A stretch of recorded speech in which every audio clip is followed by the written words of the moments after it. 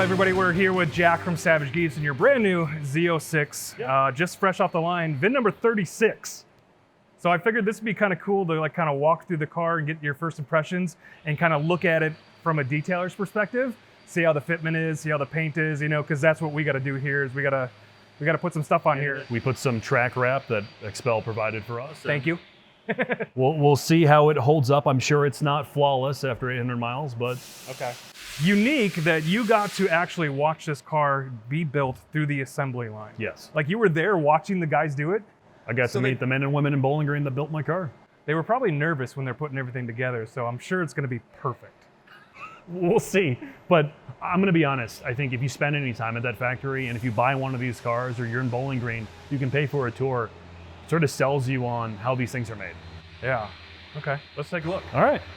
So the first thing that I look at, you know, from a detailer's perspective, like I have to polish this thing. Yes. Polishing it, you know, with a lot of curves and little areas, it just becomes very time consuming. And when you want to like, if I want to polish this thing here, I'm sure, you know, I can open the door and get better access to it, but it's a very small area and it just takes a long time to get everything correct, you know? So I want to take a look at how the paint is, where we're at. You know, one of the biggest things that we've looked a lot with the newer EVs that they're starting, and they've had a couple issues with manufacturing because they're new to the game, right? GM's been around for a long time. You know, they've hopefully got their process dialed in. So what's interesting about the C8s, and I don't know if this is what you've seen with your own eyes, having wrapped so many of these cars at this point. Yeah. Because the C8 is the first generation of Corvette where all the body panels are painted at the same time. Yeah, okay. So traditionally, in the past, like C7, C6s, and C5s, the panels are painted independently in batches. So all the red doors are painted at once, and then at a different date, all the bumpers and hatches. Okay. So this is their first Corvette, at least, where every body panel goes down the line at the same time. That is the way it should be, right? Yeah. Because a lot of times, sometimes you'll see bumpers like a little different color, a little different shade. Just like Type R's, when we did our Type R video, those cars had horrible paint match, at least the 10th gen, So far the paint looks pretty good. You got a couple scratches from just coming in and out here that we'll correct before we put any ceramic coating on. So we're doing the entire thing in paint protection. First time ever doing the entire car. Nice. Nice. This will sort of be do it. the track taxi, the joy of hopefully owning this car is sharing it with as many people on track, in person, letting other people drive it. So I kind of want to make sure it's protected.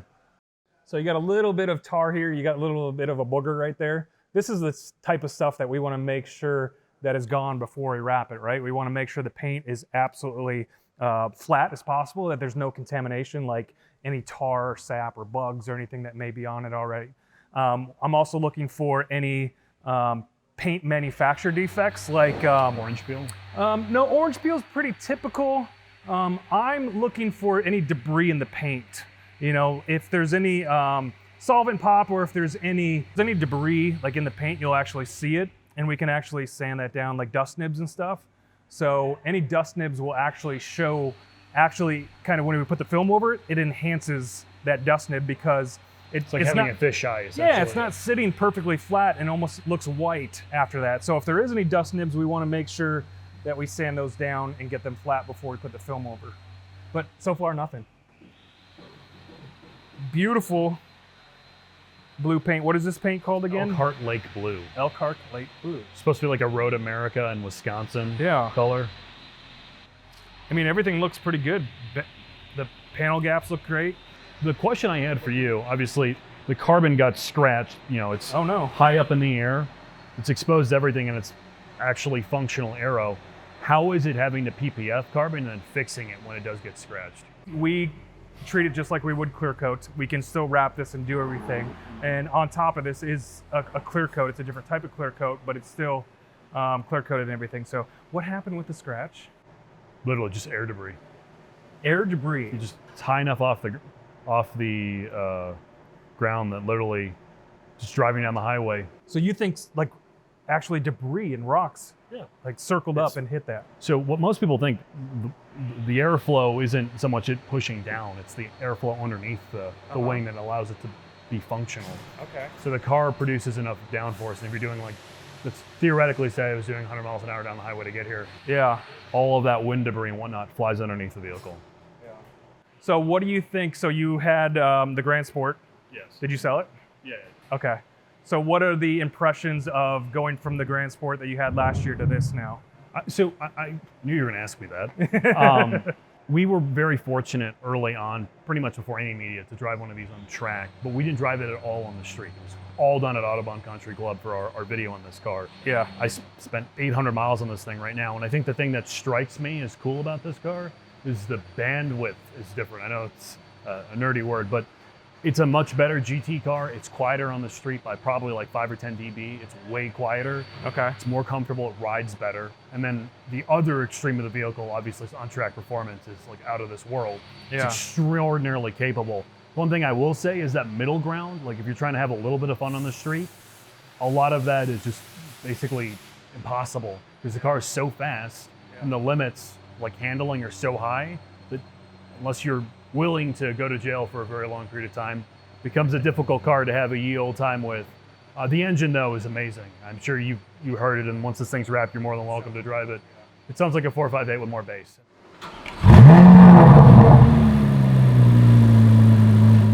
Yeah, it really does not sound like that typical V8, right? It's a flat plane crank motor now, so it has a really high-pitched wail. Did GM do something with some external engine noises on this? So their big thing is their exhaust tuning. Yeah. The way they inset the fascia on the rear, it took them 3 years to figure out how to get it to sound the way it does. Okay. So it's about reverberating some of that noise into the cabin and then out of the car. A lot of exhaust tuning was done to try to eliminate some of the unpleasant frequencies of a flat plane crank. So some of them, higher revving flat plane cranks, have that like Honda Civic raspiness. They try to dial it out to sound, give a little bit more of a bass note to it. So they spent a lot of time trying to get this thing to sound great. This is like the one car I can probably confidently tell you that an aftermarket exhaust will probably make this not sound any better. Right, yeah. The less you have to do, the better, right? I mean, the paint looks great. I'm not seeing anything as, you know, like that's jumping out at you. Any dust nibs or anything, which is really nice. It makes it easier for us to kind of prep the car. Have you noticed anything in your 800 miles that you've driven it yet, or no? I mean, I'm going to be honest. It's a lot more solid and well put together than my C7 was. Did you have a camera right here? No, actually. I see a little circle. You see that circle? Yeah. I'm sure it's from when they were assembling this thing. Okay. Oh, it's probably like, yeah. That's funny. You see something like that after it gets dirty. Because the panel gets dropped in by an actual machine. So right next to it, you see a little bit of a dust nib. See that? So those are the things that we look for. And if you see it like right here, you'll see it. It almost looks like a dent. Oh yeah, I do see that. Huh. That is neat. How has the fitment of these cars been? Like, we joke about Teslas that they're put together by drunk people. How have the C8s been fitment-wise? I mean, so far, I mean, everything's been on point. You know, it's like, how crazy do you want to get? You know, like everything here with the trunk, with the back here seems to be just fine. But like, how crazy do you want to get? You know, obviously this is tighter than this up here. Do you want them all to be the same, or just? But nothing stands out to you as being horrible. No, nothing at all. I mean, looking at this is just, I mean, everything looks like it's very well put together. It fits well. You know, like this type of stuff here too. Sometimes you see that where that's off, and I check this on this side, and I see that you have a little bit of a gap here, and I just go to the other side to see that it's, and this one's a little closer. You see that? Oh, I do see that. Yeah. So this one's tighter, and this one has a little bit of a gap. Those are the things that I kind of look at to see if it matches. Honestly, a lot of people wouldn't see that, and maybe it doesn't bother a lot of people, but some people it does. So I just want to be able to look at things like that. I mean, like the paint is very glossy. No like love marks or anything. Obviously, this came straight from the factory, and you didn't bring it to a dealership, so they didn't have a chance to wash it. A lot of cars, new cars that we see come in here, they get them washed. You go right through a meat grinder from the dealer, and unfortunately, like a lot of these paints are very soft and sensitive, and all it takes is one bad wash and it can be filled with scratches and swirls. So we try to let our customers know, like, hey, don't have them wash it, don't take the stickers off, just take it and bring it straight to us. It's so important, because otherwise that can create hours and hours of work, which is money for the customer that they have to spend to get it. Well, my GR86, for us to get it right. I didn't get it PDR or PDI'd, I just drove it right here. Way to do it. This was a different story with the factory delivery. Yeah. So I'll look at this and see you got a little bit of overhang here. And that could be normal. I just go to the other side and look at it. We'll find out about pretty much immediately if it is. Yeah, same thing, same overhang. It's just kind of the way it is. But yeah, but that looks good. I just kind of look at that type of stuff and if it's matching on both sides. Because I had a Mustang, a 15 Mustang, and it was one of the worst put together cars from body panel Fitment. The bumper rubbed on the trunk, looked like it got hit, even though it was a brand new car. Yeah, we've seen things when you open them, you know, the inside of the door rubs against the dashboard and stuff, and you know, trunks open and you get a little bit of paint rubbing in some areas, depending on where you're at. I'm curious to see what your detailers think when they wrap this, what the fitment's like, because they're going to be spending more time with this car staring at individual body panels than I, to be honest, probably ever will. Right. I want to find something wrong with it, you know, but it looks great. Other than my peanut butter interior? Yeah. That's the other question I had for you. What do you think of this gap? Does that seem too big, or? Looks like it's bigger on the top than it is on the bottom. Looks like a big gap. Looks like a very big gap. You want to see the other side, what it looks like? Yeah. Oh, it looks like a big gap on both cars. Yeah. Looks slightly smaller, but that one looks a little bit bigger. But again, I think it's just proportion-wise, you know? Like, as long as it's matching on both sides, and that's where they are. And this is picky stuff, right? No, like, I understand not that. a lot of people even care about this stuff. But what was your question? Interiors. Interior. This is the first interior I've had that everything's actually covered with real leather or GM real leather. And I mean everything. How is it to take care of an interior like this? Especially a lighter color interior. So I have a white leather interior, as you know, and it gets, obviously you're gonna see the dirt faster, but as long as you're doing a good job. So I say like every quarter, you wanna clean it and maintain it with some sort of conditioner and or some sort of coating on there. You know, so most leather, it has a coating on it, just like your paint. It has a clear coat. Like, this is not bare leather. It has a coating on it. And so that's what you wanna maintain, is that top coating.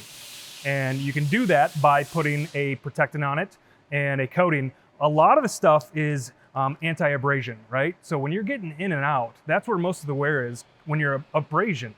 So a lot of these coatings make it a little bit smooth, so you're not abrading that surface so much and having premature you know, wear and tear on it. Interesting, thank you. Beautiful interior. It's peanut butter, man. Hell yeah. I'm gonna get picky with the seats a little bit. You see that? Yeah.